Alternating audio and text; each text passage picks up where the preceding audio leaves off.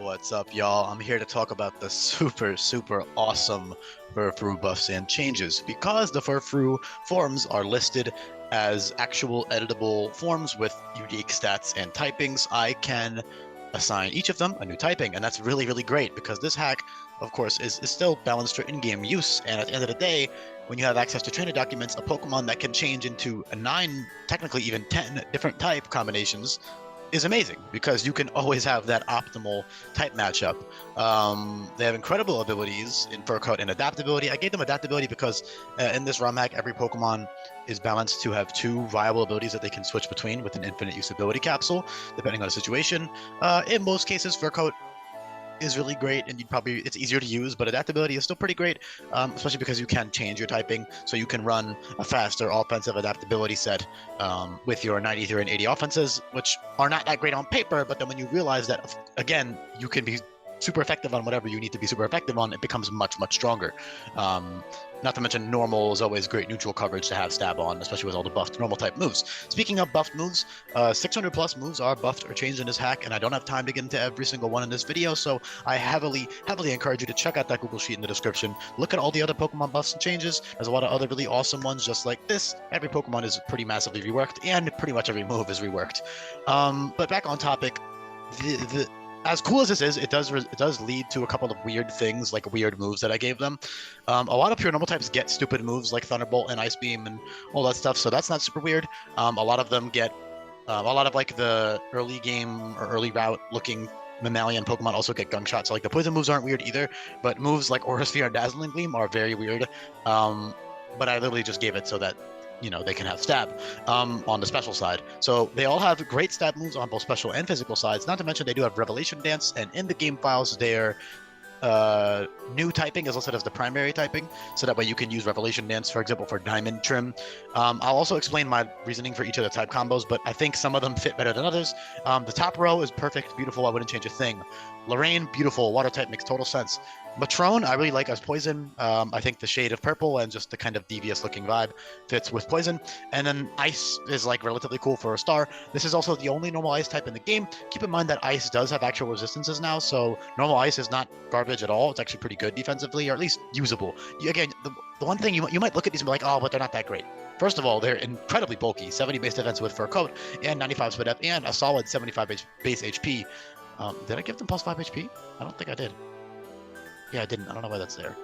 Gotta put that back. I knew my math was off, but yeah, it's so great. What was I saying? Yeah, normal ice. So normal ice is resistant to ground, flying, dragon, and ice itself, and then of course you're immune to ghost. So that's pretty great. And you only have a couple of weaknesses: 4 times to fighting, steel is neutral 2 times, and then fire and rock. So that's not terrible. 4 weaknesses and 4 resists. Yeah, 4 resists, yeah, not bad at all, and 1 immunity, so it's not a bad typing at all. And then, of course, you have that adaptability set with the ice stab that you can run as well.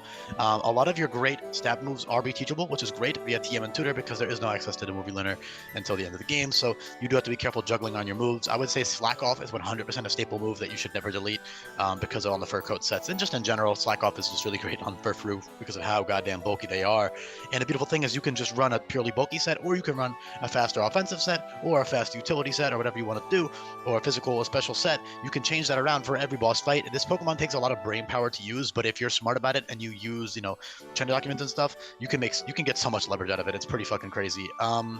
Quickly though, I'll just finish explaining why I chose the typings. The only 3 that I really don't like the logic for is Dandy, Debutante, and Diamond.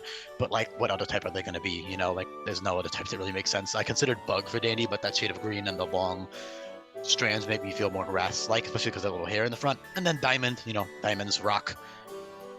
The coloration is relatively good for Diamond as well. And it's a unique type combo. There is going to be one other normal rock type, but, it's not like they overlap with Furfrou. Anything that overlaps with Furfrou is not an issue because Furfrou is basically not 10 Pokemon in one in terms of in-game use. Obviously, this is not balanced for competitive play.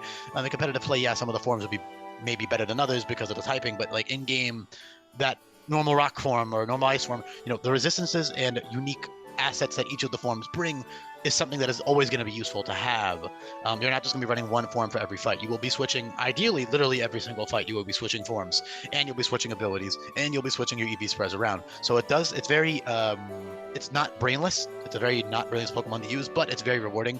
And especially in a Team Lock Nuzlocke, which is especially what this hack has been balanced around.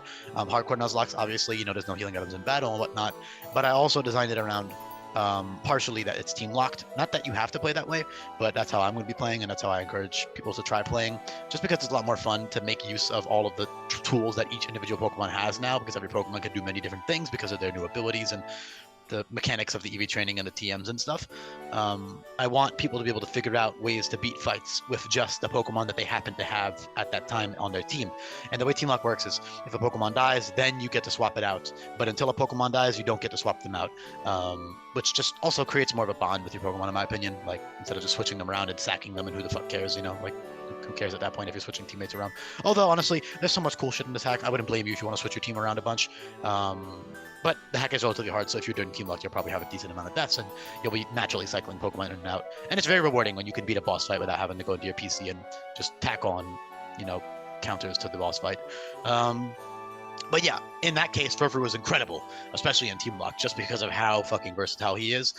He's just got so many things. I mean, literally just 10 great Pokemon in one. All great combos of types like, yeah, normal grass isn't that great offensively or even defensively, but you have unique resistances that the other ones don't, and you have that grass stab. That was just a hypothetical example, but my point is that there will be boss fights where normal grass Dandy Trim is the best option, and there will be fights where Kabuki Trim is the best, and Lorraine and all those other options are the best. The best trim.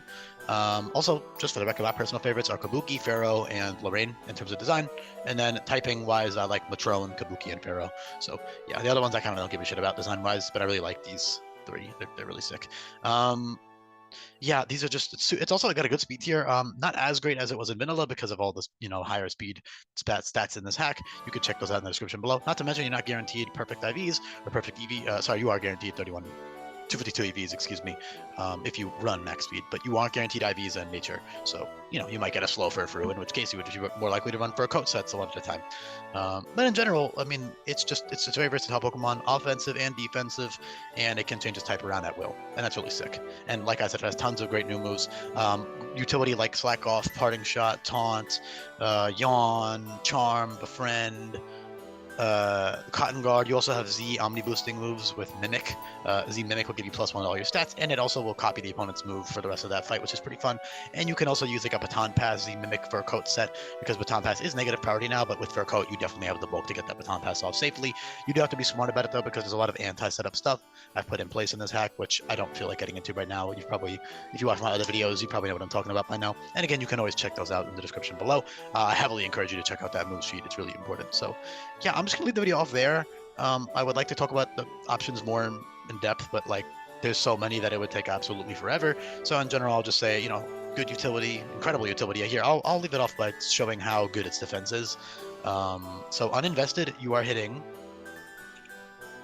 with zero investment and a neutral nature. You're hitting 372 base defense. Sorry, 372 defense numerically, which is roughly equivalent off the top of my head to base 120 defense with a plus nature and max investment. I'm pretty sure I'm correct. Let me check though. I'll just put adamant or something, and then